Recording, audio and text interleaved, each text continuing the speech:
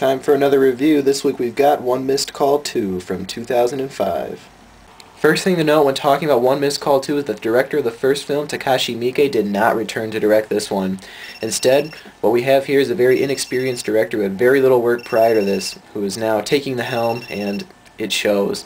The film is nowhere near as scary, atmospheric, creepy, or memorable as the first film. It does follow a similar storyline. We've still got the story of the cell phone that will call you and you'll hear your own death, and trying to solve the mystery of this, because the first one did leave on a kind of cliffhanger, kind of shock ending. Unfortunately, the story in this one only gets more and more confusing. This one will eventually take our heroes to Taiwan, where they have to solve the mystery of another girl who might be connected with the murders, maybe not. That's not to say that One Missed Call 2 is entirely without merit. The scary scenes that are in there I thought were effective, and I thought that they did a nice job. There were a few jumpy ones. The acting was alright. I didn't really have any problems with it. The film looks beautiful. You can tell they had a budget with this one from the first film.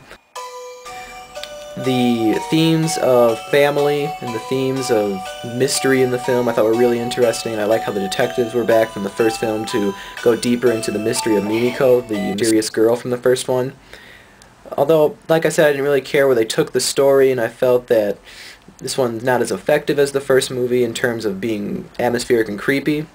It's alright. It's an average film, I think. Like the first one, it also runs a little bit too long, and I felt that it could have used some editing to shorten it up a bit and make it a bit more accessible.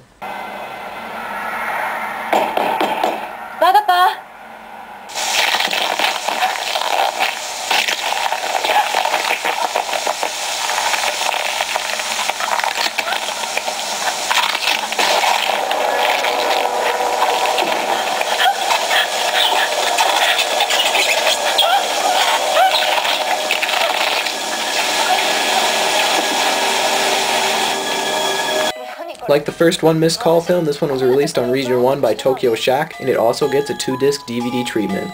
So that means we've got an entire bonus disc just full of extras with interviews from the cast and crew, premiere footage, lots of nice stuff, trailers, really, really great work. So extras-wise, fantastic.